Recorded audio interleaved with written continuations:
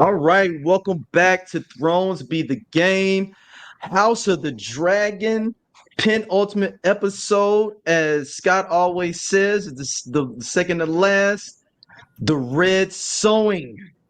We finally get to see the dragon seed ceremony. I don't even know if it was a ceremony, just a thing Massacre. that ended up happening. On the show. We have special guests joining us for this one. Toriana, who is Bethany's daughter, this is crazy that we're this old now that children are grown-ups,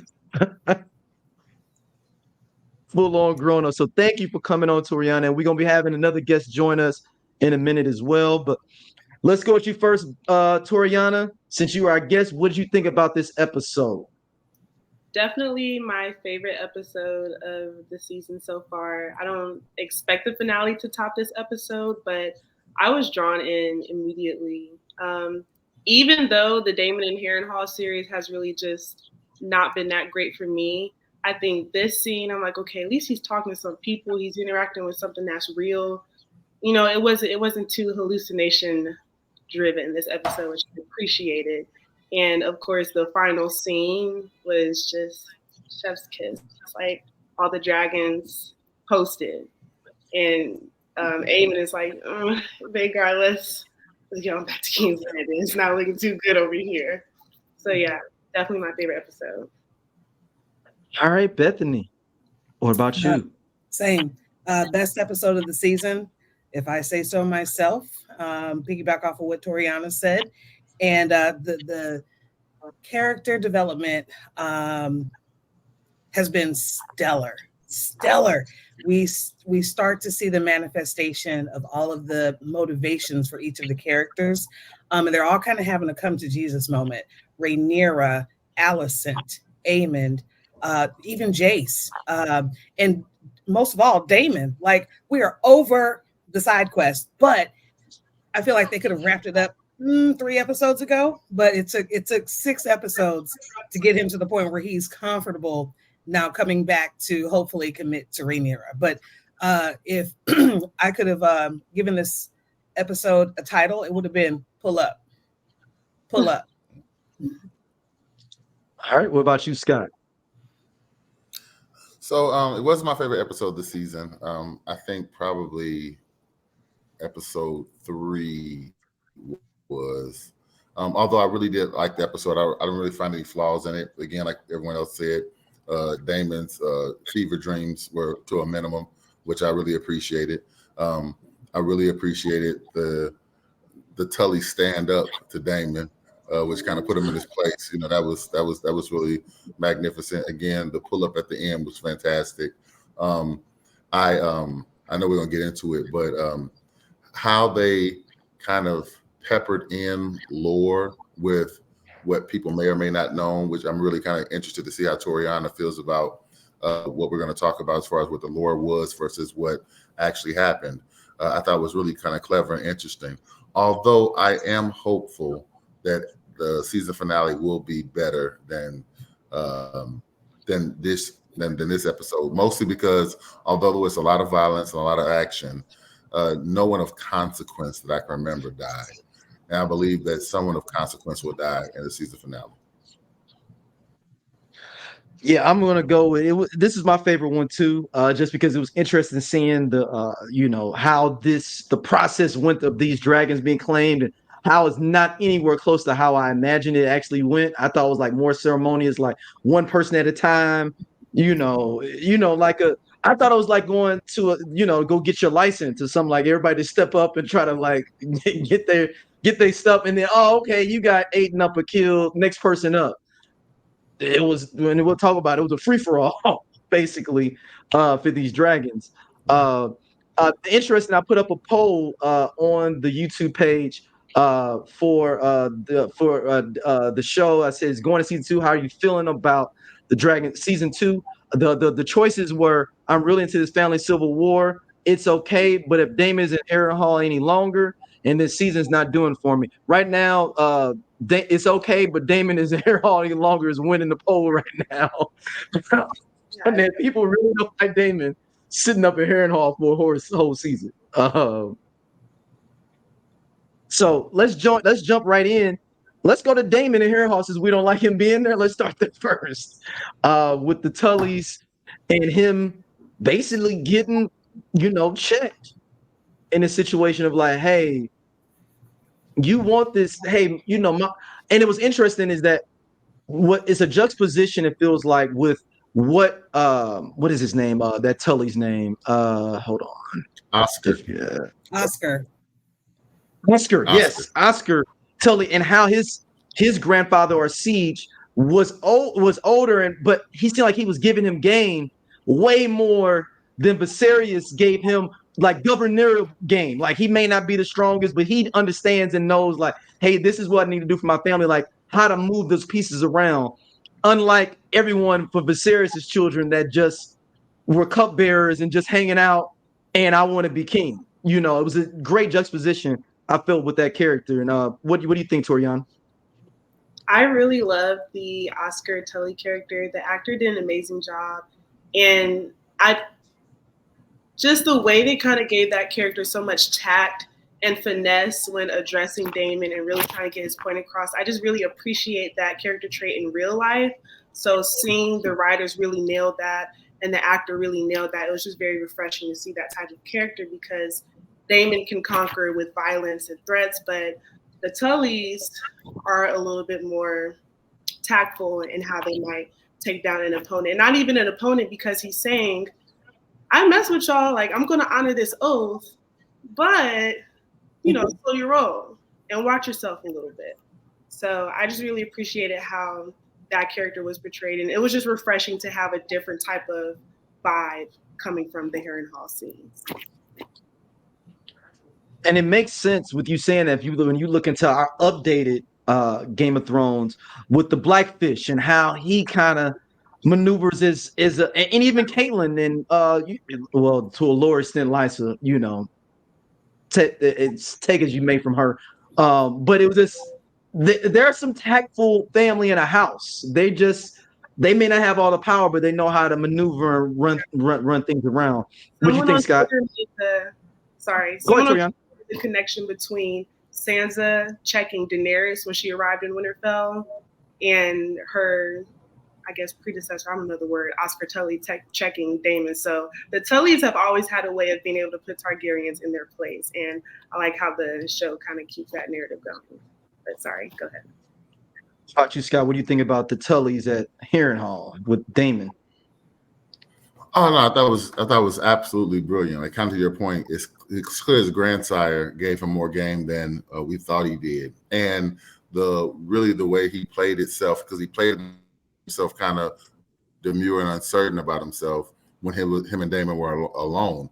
But the second he realized that he was that dude, he goes, "Oh, well, listen, listen."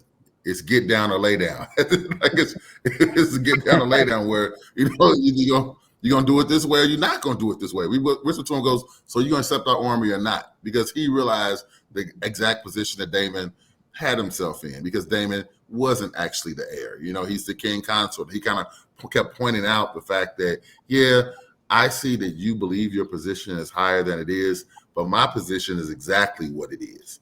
And so, you doing all your machinations to try to get to the point where you want to get to didn't make any difference. If you want the thing to happen, you have to, do it the way that we do it and garner the respect of the people I represent, because ultimately the legitimacy of his rule was at stake. And Daemon was just kind of yada, yada, yada, and over that part.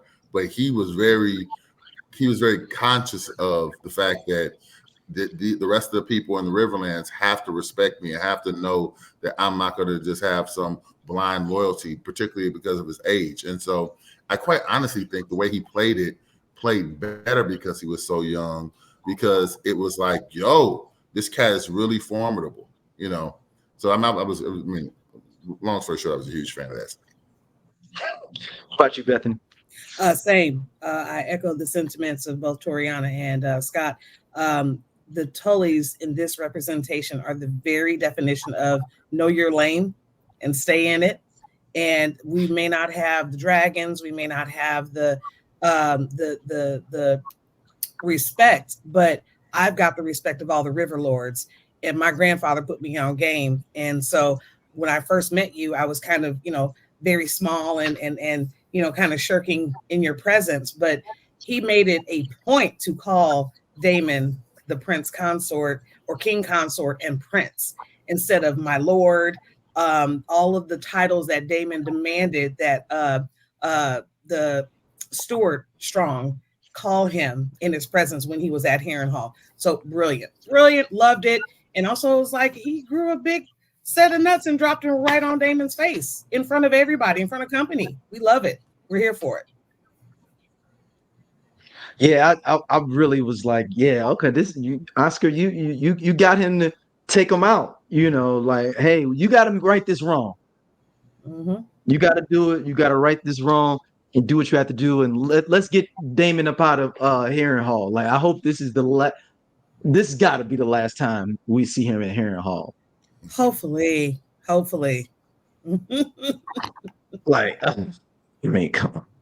So I want to drive into the conversation of so we get the sowing the seeds is getting ready to happen, but I want to get into the conversation with Jacaerys and Rhaenyra, and how it's a very big departure from the books, because in the books Jaehaerys is the main one, like, yo, we need to get these dragon riders, we need to get all these people.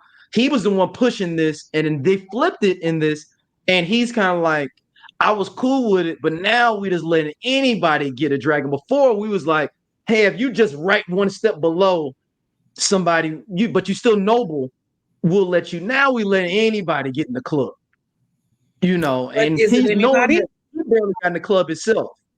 But is it just anybody? It was brilliant how that was weaved in to the storyline. I'm sorry, you didn't even ask me to go, but I'm gonna hop in. So go ahead. Even though we know that this was kind of his idea from the jump, his misgivings now that he's seeing, and even when the dragon keepers quit, like, you're about to put a bunch of poor people on dragons, we quit, protest, but also too, I need y'all to put some respect on Rhaenyra's name in front of company. Even though they were speaking High Valyrian, the dragon keepers, when they quit, they were still being insolent as I don't know what. But Jace made a really good point. He's like, did you know that I was going to have dark hair? Did you? I know that Harwin Strong is my father. I'm no fool. So he understands that he, by definition, is technically a bastard. He's not the son of Laenor. He's the son of Harwin Strong. And his only claim to legitimacy was the fact that he claimed a dragon. And he said, well, if anyone of ancestry, like, he didn't think it through. It's almost as if he was arguing himself and his mom at the same time. He's like, yeah, I know it was my idea, but I didn't think it through, right? So if anyone can claim a dragon, then he said, what happens when you die? She says, well, you're my heir. He said, yeah, but I'm also not the legitimate son of you and Laenor. He didn't say those words, he implied it. But if any Targaryen bastard can claim a dragon, then what's to make me think that they won't challenge my rule in the future after you're gone? A great way to weave that into the story, that self-doubt, and the complication of inviting those folks to Dragonstone to try to claim a dragon. I yield.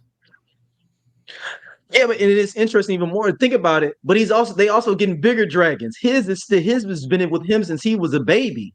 Mm-hmm. So hold on. So somebody finna get Vermithor off the flip? Mm-hmm. Who's to say he can't be king for real? My dragon cool, he had a nice forward focus, but you didn't gave him an expedition already. Right. He came in the game with an expedition. Like, what we doing? And I think that's more of anything the type of dragon. If it was smaller dragons, I wonder if he wouldn't have cared as much. Good point. Or more powerful dragon. Yeah, probably not. Yeah, probably not. I will say this though. Yeah, go ahead. No, Toriana, go ahead. No, go ahead. Go ahead. So one of my issues. So along the lines of what Jace's problem is how they've aged people in the story.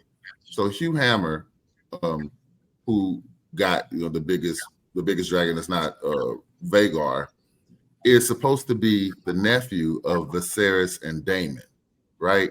Mm-hmm. But they're cousins. They're supposed to be cousins. Looks Cousins. they're cousins. So I thought Yeah. Sarah was Viserys's and Daemon's sister. No, she was Baelin's sister. She was and Hugh Hammer mentioned it in the that's the thing with episode. Vermithor. So Vermithor's last rider is their father. Right. The first one, the longest running king, was like the super peaceful, which is his grandfather, right? Yes. So that's his daughter, which is basically their aunt. Who, by the way, Sarah was the original hot girl. Okay, so I thought Jaehaerys was Daemon's father. That's why I got granddaddy. Okay. So that's his great grandfather. Okay. Yeah. So that's Hugh's great grandfather. Okay. Because what was throwing me off is that Hugh looks older than both Daemon and Viserys, and so I'm thinking like the math didn't seem to math when you actually look at them. Like he just looks like a much older guy than what we were getting. So that's what kind of threw me off. So I thought at this point Daemon's supposed to be 89 years old at this point. I mean, Daemon. If we do the math, Daemon ain't mathing either. And also, too, according to the books, Aemond is only like 18 at this point. 18. Right. So Jace is like 14, 15, 16, something like that. Slightly older than Aemond because he was Harwin Strong's son. So they're about the same age. They're about the same age. Maybe Jace might be slightly older, but Sarah, which I hollered in here when Hugh was relaying the story about who his mother was the original hot girl, right? So Jaehaerys and Queen Alicent had any number of children, 12, 13, 14, something like that. And Sarah was just the bane of her daddy's existence, so much so that he banished her from King's Landing. And lore has it, the book, the canon, has it that she used to work in a pleasure house, but then ended up being like the queen of the underworld in Essos, right? Volantis, somewhere like that. She ended up being a madame. She owned her own brothel. So when he says, I was ashamed of my mother, and I was like, no, Sarah, really? Oh, okay. So that's the connection. And the fact that if that was really his mother, Sarah was, then that's how he was able to claim Vermithor, whose last rider was his grandfather, right? So and he died with a sullen heart because he never patched up his relationship with Sarah too. So that connection there as well. Yep. Cool part. So as we go into the going after these dragons, I kind of wanted it to be a little bit more like I felt like it was a whole bunch of red shirts. Like in Star Trek reference, it felt like it was a whole bunch of red shirts sitting there, and you was like, oh yeah, none of these is going to claim them. Oh man, this is going to be something. And then Vermithor was like, man, good looking out. And the messed up part is Rhaenyra and them left like on some. I thought it was like they're all like a ceremonial thing. She was like, all right, check it out. I gave y'all the big long speech that this is an honor for you to be here, but check it out. Y'all be well. And they went to another room they went up in the ultimately rafters. It's up to the dragon. Yeah, it's up to the dragon. I don't know what to tell you. I said I can say it's up to the dragon. Like it's some of you may die. It's a price that I'm willing to pay. Who's going to be first? Yeah, that's real shit though. Really, if you think about it, it's real shit. Like at a certain point, it is what it is. It was the original "It Is What It Is" podcast.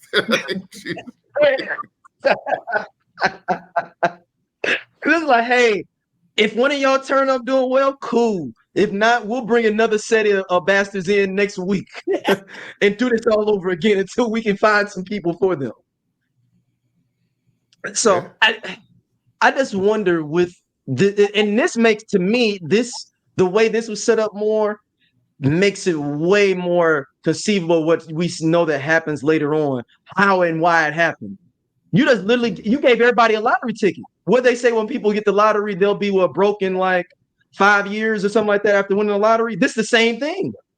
Yeah.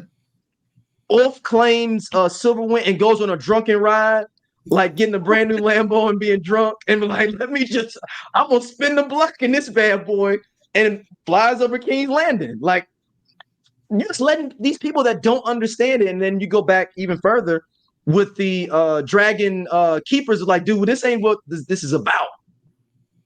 This isn't the sacred moniker.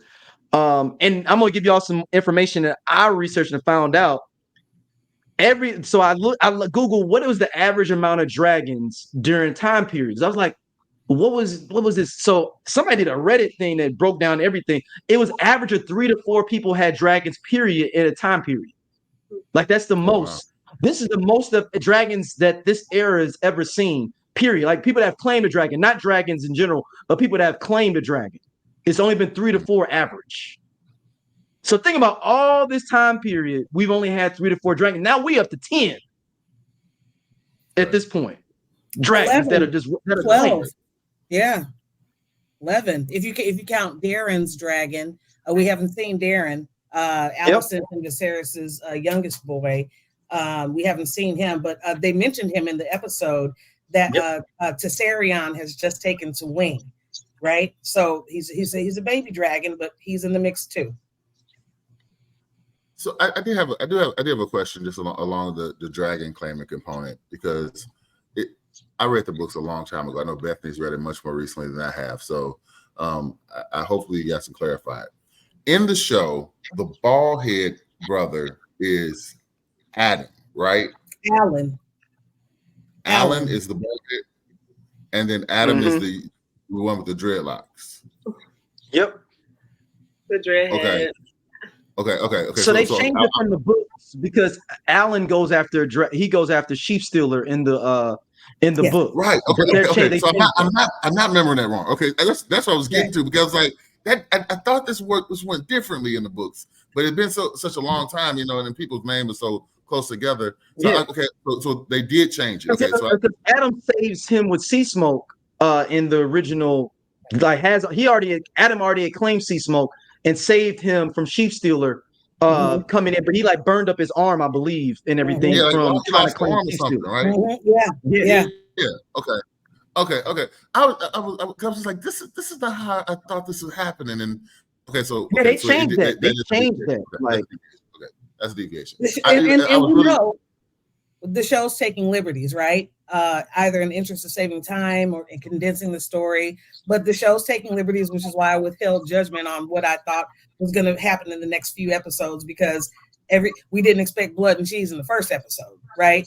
Right. So, agreed. Yeah, agreed. But that was one of those story points where I wasn't quite as clear on, because Alan and Adam, and then when you see them on screen, they look so visually different, so it's easier to tell them apart.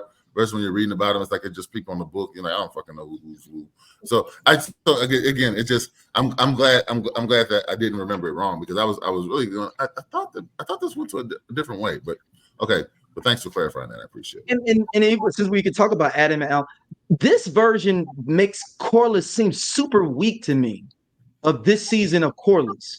The idea that like he's sitting here on some like, I know your mom, how your mom's doing. Oh, your mom did pass. Dang. Okay. I mean, I seen her. Like, and it's like this whole secret thing. Like in the books, that was just a rumor, and they were supposed to be Laenor's children, and they had that out there, But this one is more obvious, and you still on some like, we don't know how he got this. Maybe it's his mama. I don't know. You tell me. And also he's a deviation from not only the books, but a deviation from last season. Last season, he was legacy is all that matter. Genetics be damned. Like, I don't care who these kids are, as long as they got the last name, then I'm rocking with it. So he was all about legacy last season. Well, not last year, but last season he was all about legacy. And then he has this complete 180 where now his actual genetic lineage means so much to him, even whether they're legitimized or not. It just seems like a huge character swing that you really didn't see coming, and you really don't have a way to really explain it. And I know people say that Rhaenys died, but them kids is way older than Rhaenys' death. So did it really matter? Hello, right now, hello. I would like Go and introduce her, Scott. Jennifer is my sister, and so she has also been a long time listener. So she was really excited about joining today. So hello, sis. How you doing? Hello, everyone. Happy to be here. Thanks for having me. Good evening, Yeah. Jen. Hi, guys. So All right, catch me up. so yeah, Where are we so don't they far? have Scott? Like they got him so weak, right? Like he just letting stuff happen now.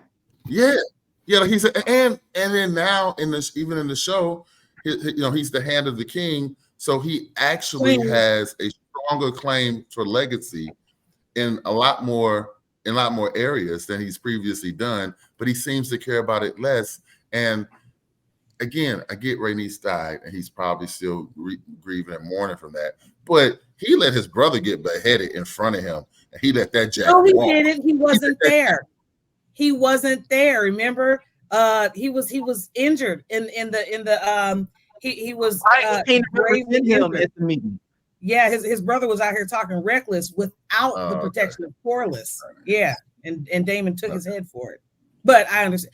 Continue on, but he wasn't there. So, Well, no, but I that's was the point. wondering, but going off what you said with Scott with his legacy, part of the reason he married Rhaenys was because of legacy too. If you go back, the part of the reason he wanted to marry her, he did love her. I'm not saying he didn't, but a part of it was like, man, I'm gonna have the sea, and my kids will have the sky. That was the way he kind of looked at his legacy, and he still has that, but it's like he's kind of, stumbling.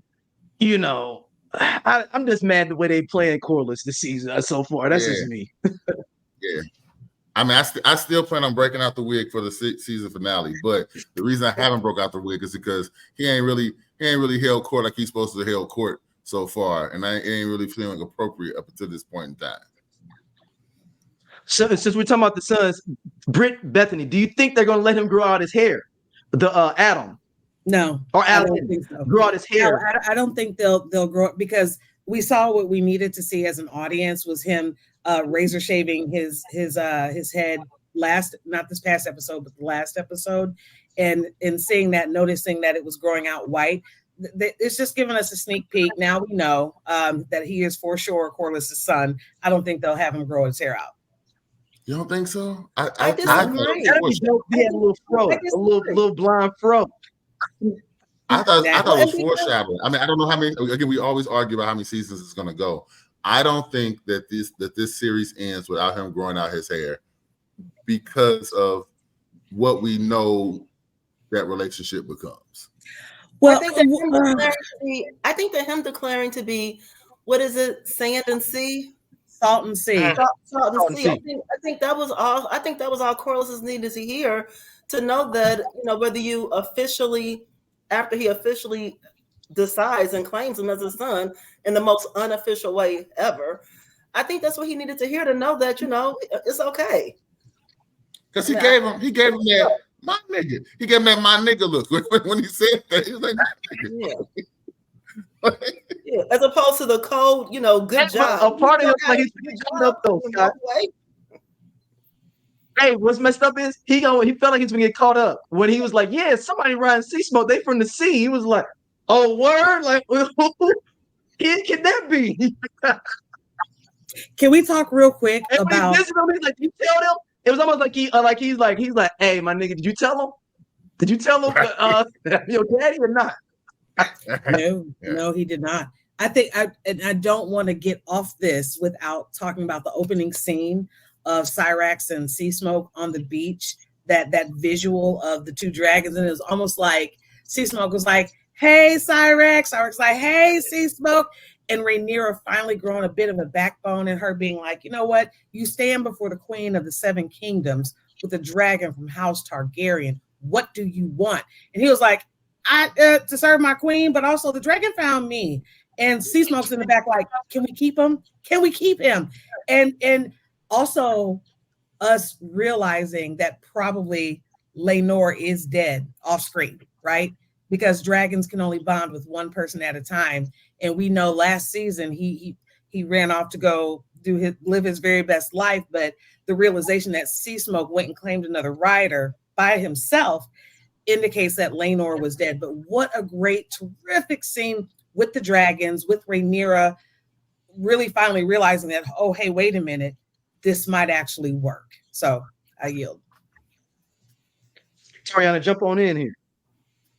I was just thinking, and I don't want to stray too far from the topic, but just thinking about Rhaenyra specifically and that kind of being her moment, like you said, Mom, while this may work with the whole ritual thing of them all trying to claim a dragon, even though it's a little surprising at just how unorganized it was, I do think it gave her character more dimension because Rhaenyra can be cruel. Rhaenyra is cruel, and she will take it there. She has to, like y'all said, is up to the dragon, and we finna be upstairs, but do your thing. You know, we'll be right here, though. And most of all, I love the nod that she gave that after all this carnage, she just looks from the podium and goes, it was worth it, you know. Yeah, mission accomplished, you know. Yeah, You're saying Jen, you saying it was like Thanos. So you saying it was like Thanos, Jen. Like, was it worth it? Yeah. Yes. Was it worth it in the end? She did the snap. We got not the Thanos snap. and too, the scene where she summons Vermithor and speaks to him in High Valyrian, and she was able to touch him without claiming him and turn her back to him, and he didn't attack, is just the smirk that she gave as she turns around to face the 55 randoms that just rolled up to Dragonstone. Was like, yeah, this is it. This is how you know I'm the true mother of the dragons, and also too, who's gonna go first. Also, like you said, I'll be upstairs. Good luck. And may the best person win. And the next you're not staying down here with us. Nope.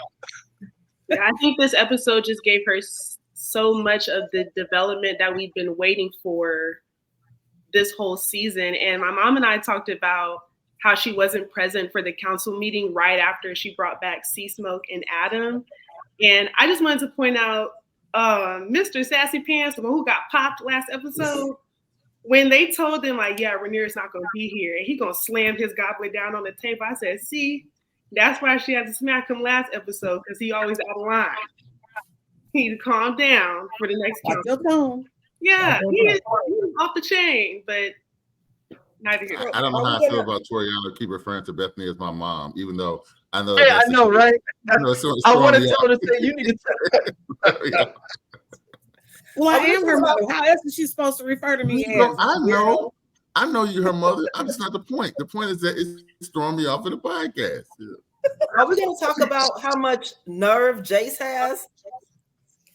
Like the audacity of Jace at this point.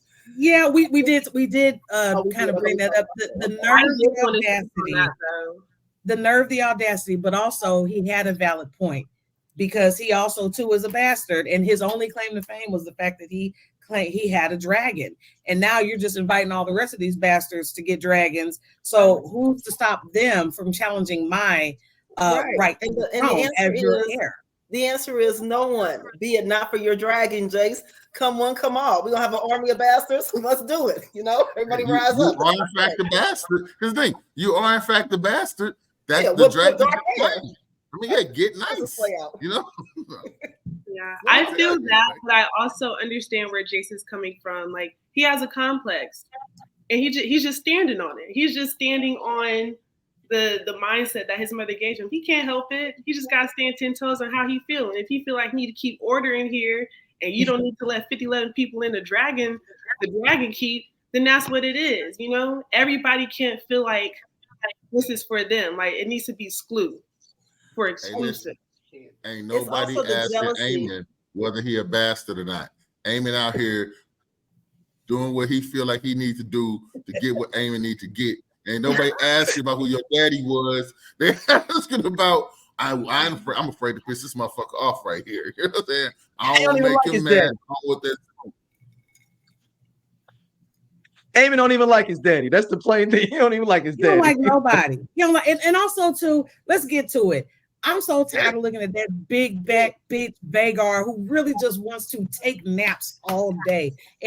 But she's always ready for the ride out, right? And so the fact that Silverwing and Ulf the White, Buzz the Red Keep, right? And Aemon took the bait and immediately rides off and go on a horse that looked too small, and then on a dragon that's just too big, doing an absolute most. And then he's like, wait a minute, that's more than Cyrax and the random dragon.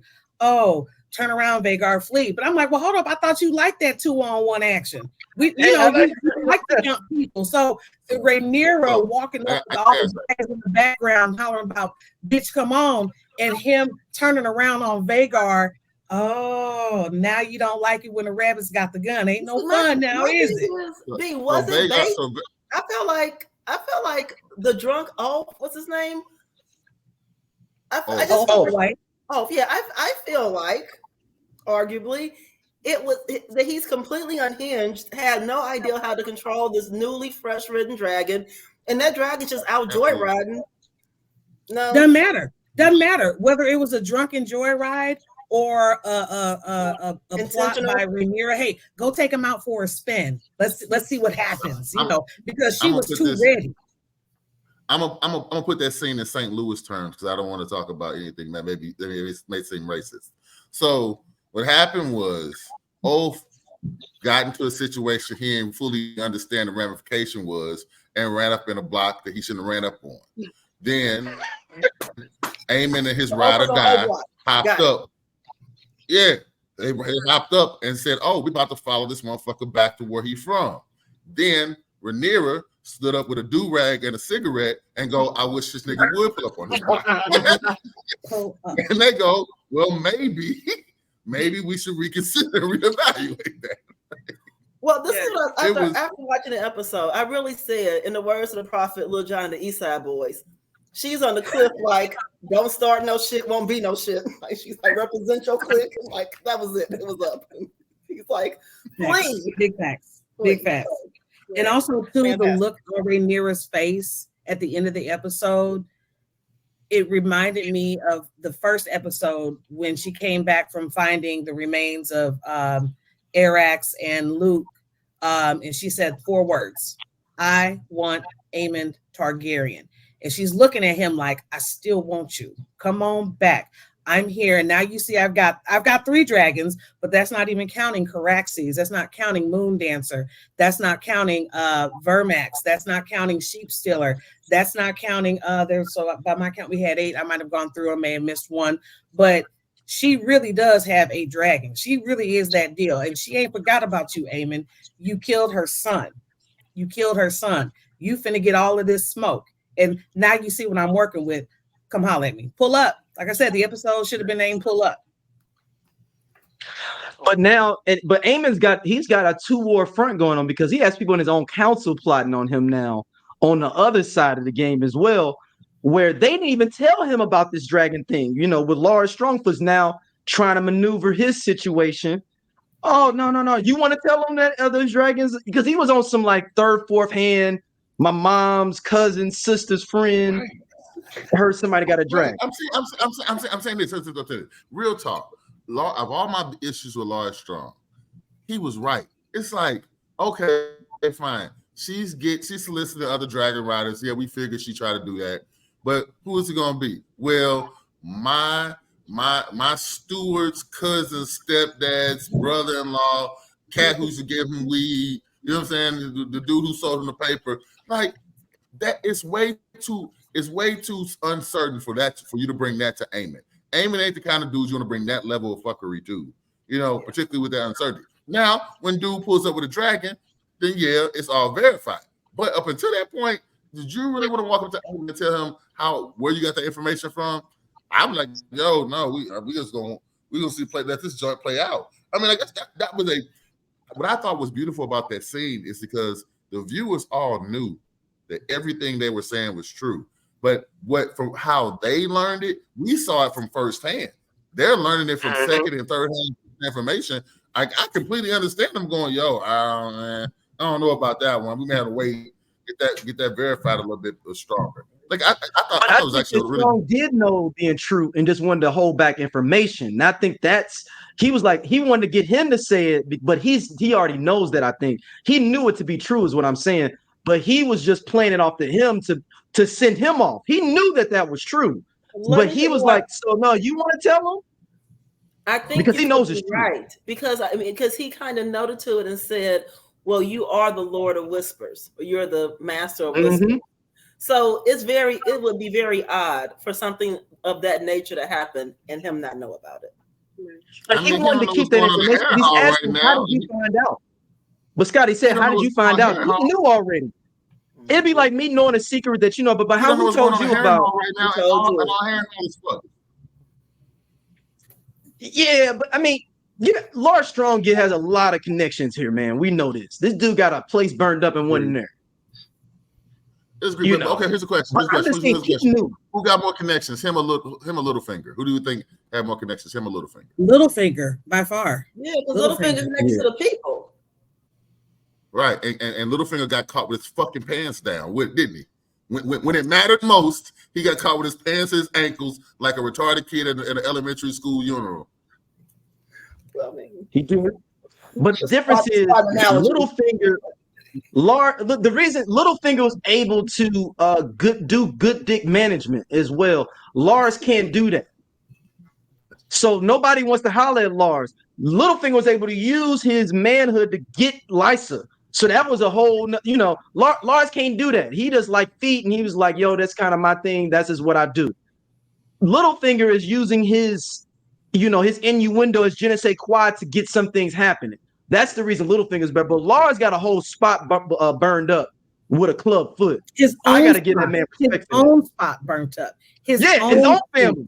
Yes, his own father, his own brother. And it took Littlefinger 8 seasons to get finally caught up. But he was more respected than Larys, right? Larys, because he has the disability, he's already frowned upon by the establishment, right? He's already got an infirmity. And the fact that he was trying to get Aegon, like, listen, hey, I know you're in pain. You have to get better real quick. Your brother sits the throne. And they're like, I had shenanigans afoot, but your brother is unhinged. Like, you got to do physical therapy in another. What did he say to the maester? Another 3 hours? Yeah. Let him rest for 3 hours. Get his ass back up. So I think that Larys is in over his head. 1, and 2, he flies under the radar because people don't hold him in a high esteem or high regard, and that's part of his power because people overlook him. They underestimate him, but he is still in over his head. 2 things are true at the same time. Hey Daryl, can I ask a question for once? Go ahead. I want to ask Jen and Toriana, what did they think about Alicent leaving the Red Keep and the King's Landing? What do they think about that scene, and what do you think that means? So I'll go first, Toriana. Go ahead, I thought she was just going for like a ride about, just like to see the countryside. But then I saw the tent and the mangled bloody meat of her guard. And I said, oh, she's meant to be here for a while. So I think that on the heel of her understanding, her son was not supposed to get the throne, that both of her sons are making a gigantic mess of things. I think she might just be rethinking like her life choices at this point.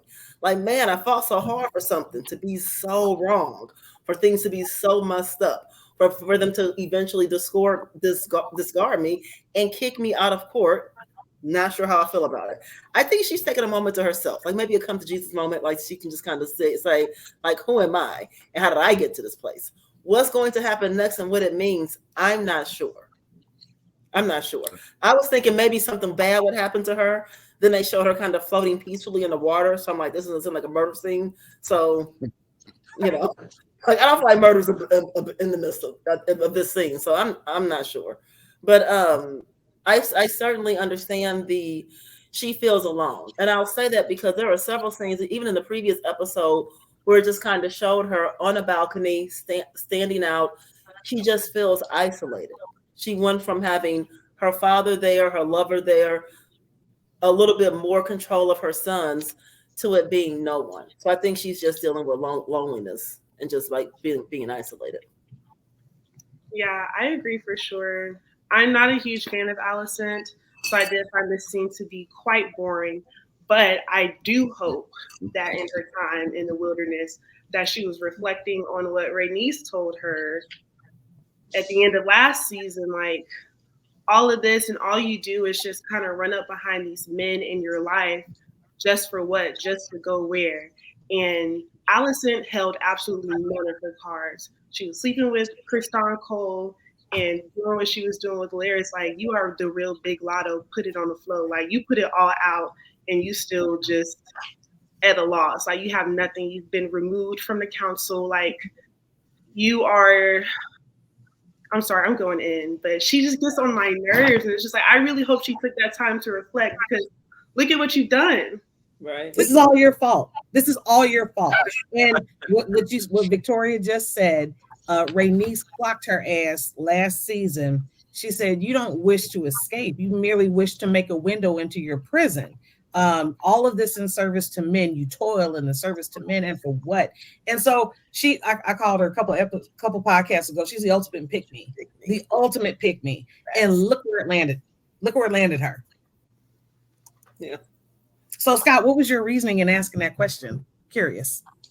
Well, okay, because I wanted to see what people who have only consumed the show thought about what that meant and what they thought about the character arc. And so I just wanted to, it was a scene that was put in there for a reason. I wanted to see what their opinions were on it without hearing the bias of where we could project it goes or how we would go or where the story is actually going. You want my opinion? Tori, for the record, people who haven't read the books were called common viewers. No. The casual viewer. It's like the low folk of this whole casual viewers, not the low folk of this whole. Casual. Right. Just to be clear, because we didn't read the book.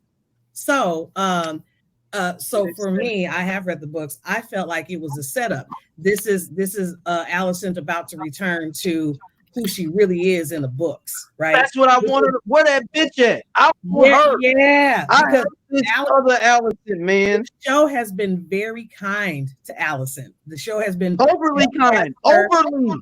Yes, cast her as a sympathetic, unwitting, a victim of her own circumstance. So and in the books, at this point, what's an example of something that she had done by this point in the book? I won't get to that. I'll let y'all talk about that. Nope.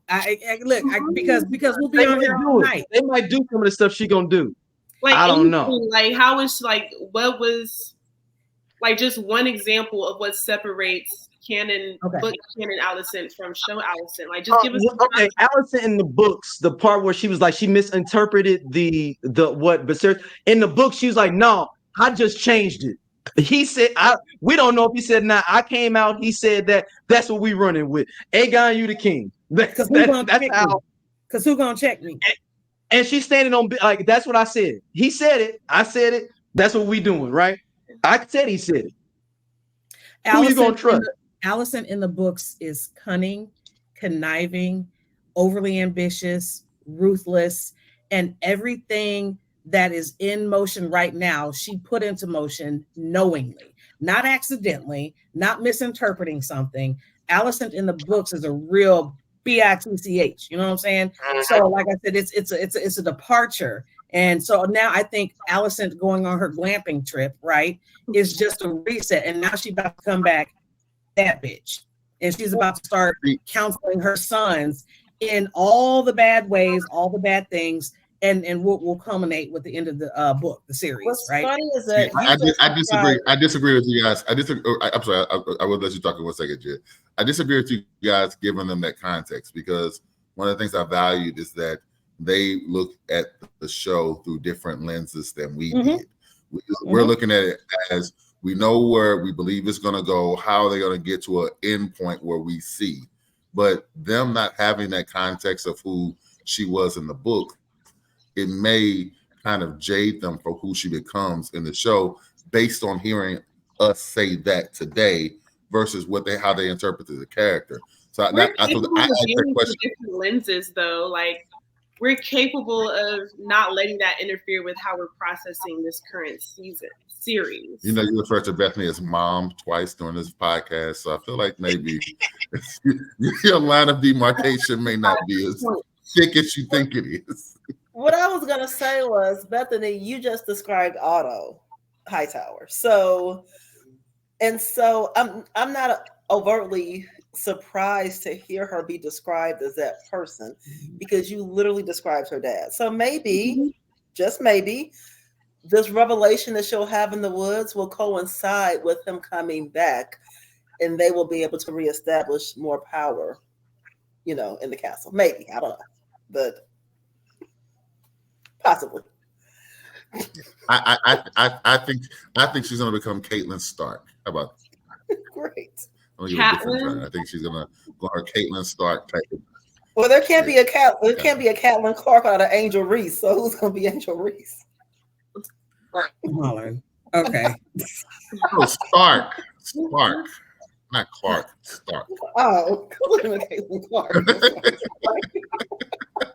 I mean, it's all kind of stuff she does in the books where you like, oh, everything is and it's way more personal gain than she has it in here, where she's like the legacy. She's like, oh no, it's like, I mean, this guy's been in trouble lately, but it's like Puff Daddy Mama, like how it's like really like she's more happy because I'm his mama and I get these benefits because I'm his mama, not because you want your kid to have this legacy. It's more like, no, that's my kid. I run it. I run this because that's my kid. Listen to me too. How about this, Kristen Cole? Go take this crown and go and put it on him because I told you to do that. Well, we decided right now. So there's two components though. There is the character arc, and then there's the character arc that the writers put that character on a journey, however close they want to put it to the book. But then there's the actual charm of the actors. Matt Smith was a really charming actor in the very first season, and so we really didn't get how much of a dick Daemon was until this season. But he was always that guy. He came through a little bit more charm in the first season. Alicent, the actress, may have portrayed a very divisive character, let's say, in a manner that made her seem more approachable and more understandable. And then maybe whether through the writers or through her interpretation of that character, we'll get a more contentious and more divisive, and unlikable perspective. We don't really know, but I think one of the things I really enjoyed about them both joining tonight was that we get kind of a view of those characters. Here we go. Only look at you.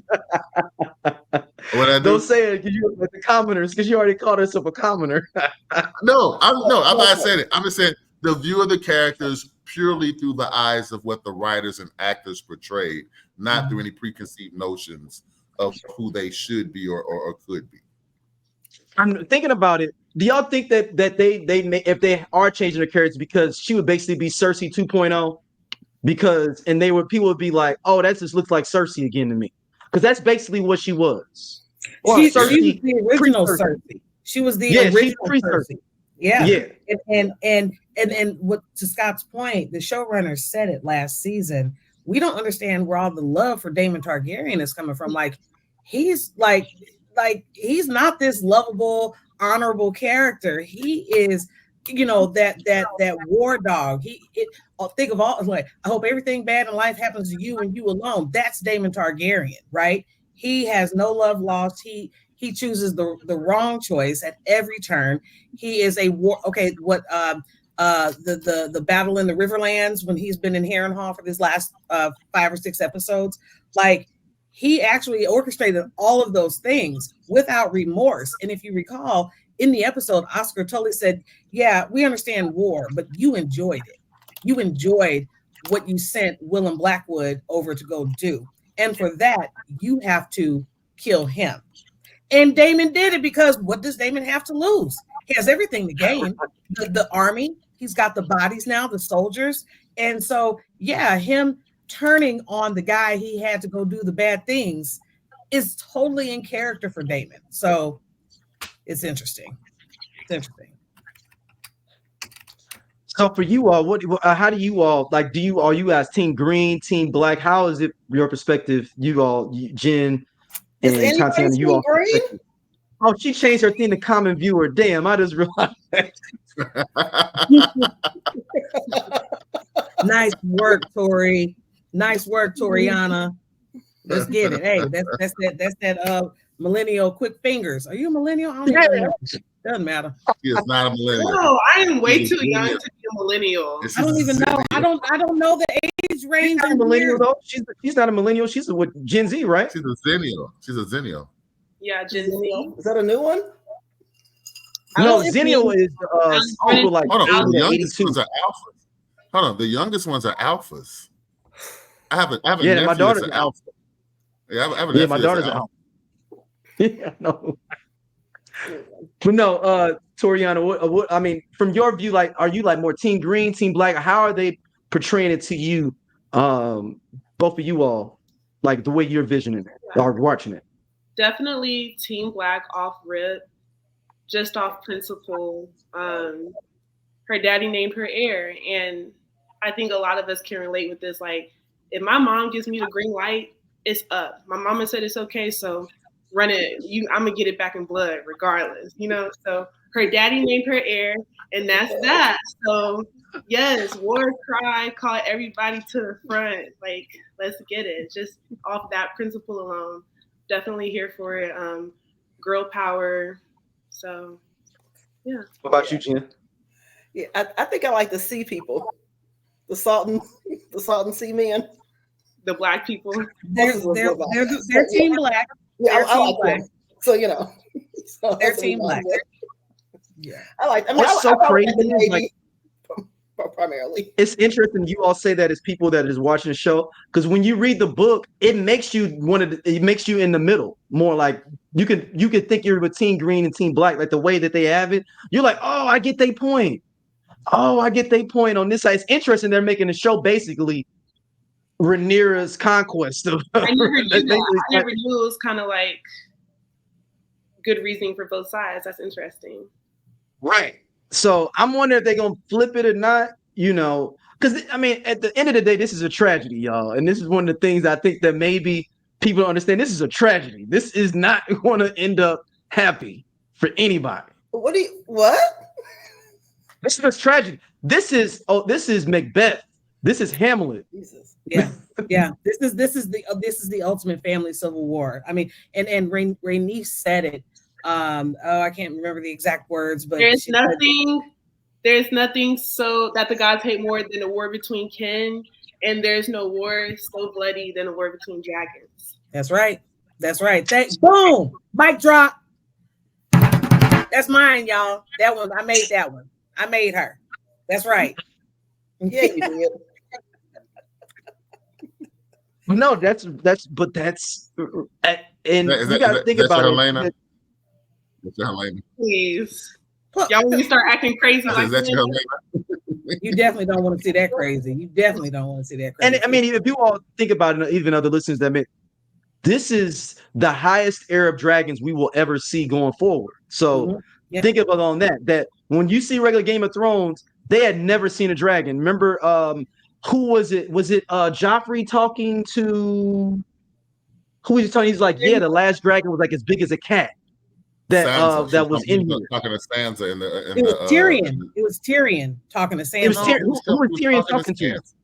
No, it was Sansa. It was Joffrey talking to Sansa. It was Joffrey talking to Sansa. Okay. It was Joffrey was talking to Sansa. I knew yeah. And so think about that. And that's only 150, 200 years from where we're at now. So let's think about like how much has to happen for that. They look like cats 20, 30 years before Joffrey was born. Yeah. That they were that small. Yep. And then on the other side, when Daenerys shows up and they like, oh snap, we ain't never seen no dragons before. We heard about them, but we ain't never seen that. We seen Balerion the back dread skull. That's it.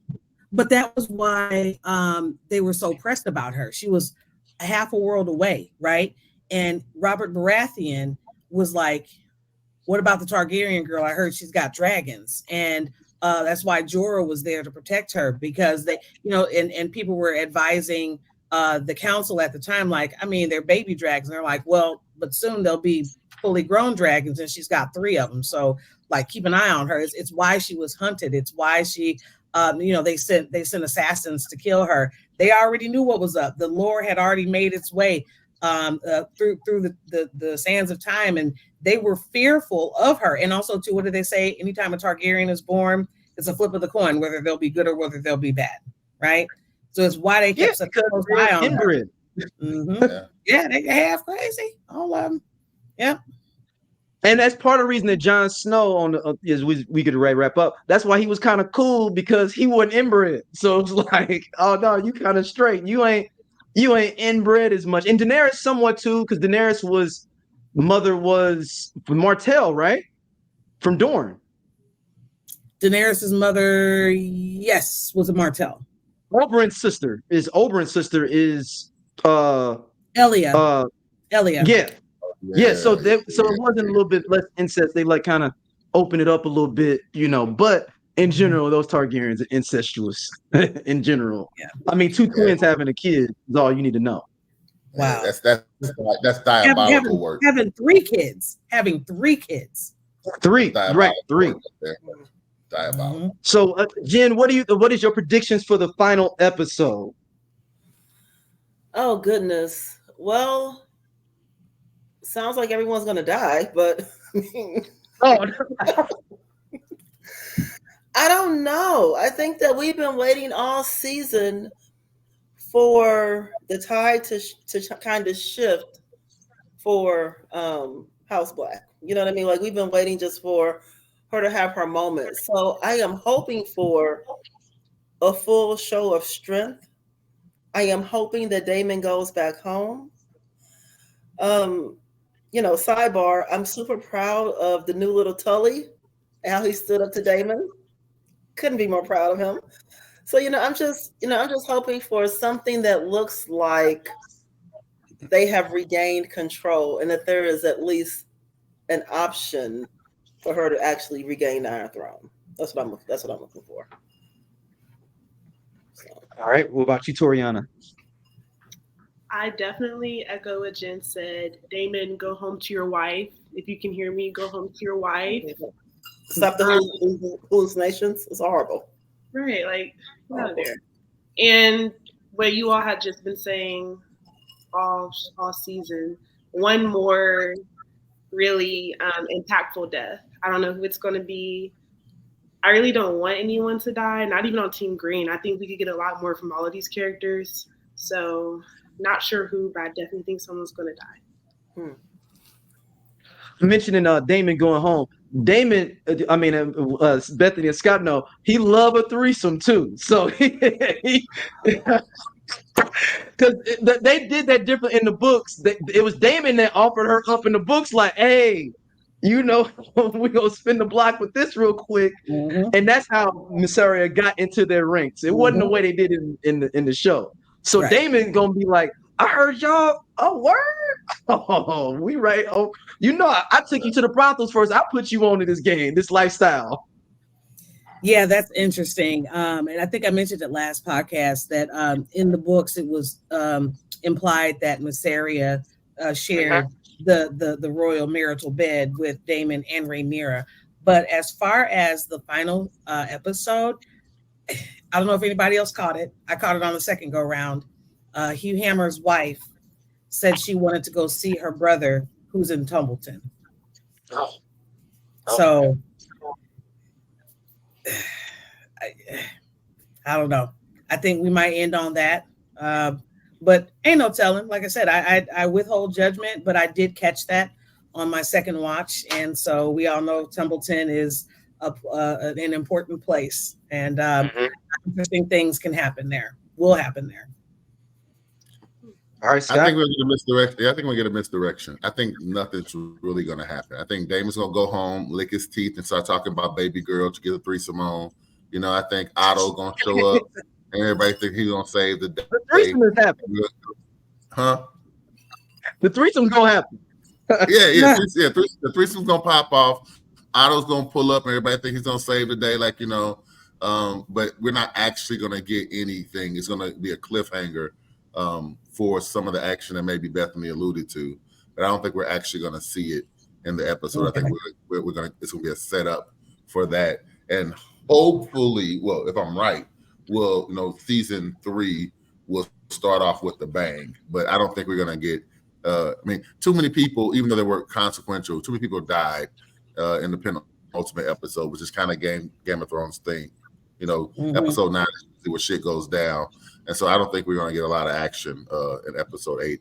Although I think it'll be satisfying because it'll set the stage up, what I think they'll do is they'll make the world and the reality of the war larger, but not actually show anything that shows the consequences of it. That's what. All right.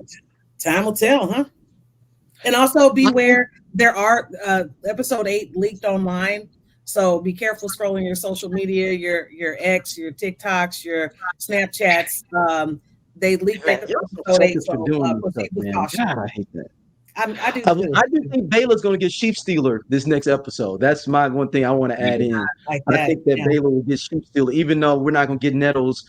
And maybe that storyline maybe was too weird for them. The whole Daemon Nettles storyline was just probably this one bridge they didn't want to cross, I think, that they were prepared to do. Along with that. Yeah, but we already got her. So it's like they like, hey, you got a whole Valyrian family being black. Which one would you rather have? Nettles or a whole black Valyrian family? Yeah. I'm gonna take Corlys. Even though I love Nettles, don't get it twisted. I'm a very big team Nettles person. As a whole, yeah. So I also think we're gonna see how ridiculously and dumb these people are with these dragons, and she's gonna be like, I just got to figure this out. Like, all right, especially you, because they're gonna do some training montages. I feel like, all right, you got to be able to speak High Valyrian stuff, and you're just gonna be like, he just let me ride him. Like, why do I have to talk to him? We just jump up and do our thing. I just see that she's gonna be like, Can I ask a question? And you're gonna see, I think, the seeds of why she makes the decision she made later on down the line, because of them not having that noble standing and that the real intellect of nobility. Do dragons only respond to Old Valyrian? Like, is that the only language they know? Do they? Because yes, don't these new dragon riders have to learn Old Valyrian in order to control them? Yep. It's High Valyrian, and that's the only language the dragons understand. That's implied, right? Which is why all of the dragon keepers speak High Valyrian, which is why all of the commands are in High Valyrian. When they're just even calling their name, right? High Valyrian. So it's implied that that's the only language they understand. And to be able, first you have to be of noble blood to be able to learn and speak High Valyrian. And also you have to have the luck of the Irish with you to be able to claim a dragon and speak High Valyrian, which is why it's such an honor to be able to do it, which is why Jace is a little bit pissed off. Yeah. Okay. See, I wonder if they're going to start cracking that open and showing that you don't need to have Targaryen blood to have a dragon. I wonder if we're going to find out Ulf really isn't related to a Targaryen. And it's just going to be like, hey, it was kind of the luck of the draw. And it was a way that the Targaryens could keep everybody else from claiming the dragons by telling everyone you only can be Targaryen blood to get a dragon. But it necessarily isn't like that. I hope that'd be interesting if they kind of move that in there. The problem with that is that there was the percentage of Targaryens who were able to claim dragons was too high for it just to be the luck of the draw. Mm-hmm. You got to remember, it was only 3 people claiming a dragon. It was only 3 dragon riders a year up until this time period. Right, but they kind of kept it secluded in secret. That's like 25%, right? But I'm saying if you actually look at the bloodlines, that's like 25% of all the Targaryens claiming. So it means for one family to have 25-30% of all the dragon riders, their families be able to claim dragons. That's a pretty high percentage for it to just be luck of the draw. You know what I mean? It's like this. Well, yeah, black people are only 12% of the population, but you look at the NBA. black people are a lot of the people in the NBA. They ain't luck of the draw. Like it suggests. But if we don't know how Valerian, how to speak that, if I don't know these different things of being around dragons, it's like having a horse of saying like, oh, well, these people don't. Well, it's because I haven't been around horses to be able to understand, to be able to claim one. What if a dragon egg was with a kid at birth in the bed, like with Jace or any of those other ones? Would that dragon grow up with him and have an attachment to him? Yeah, Great questions. All right. Commenter, viewer, Toriana, where can people hit you up at? Honestly, you can't hit me up, but thank you so much for having me. I really enjoyed my time. I love her so Fair much. enough. Fair enough. Do you want people to hit you up again? You don't have to. It's fine if you don't want people to. It's I fine. love her so much. No worries at all. All right. We will be back next week with the finale. And I do want to talk to y'all about something as we get off. So just stick on for a second. All right, everybody. Peace.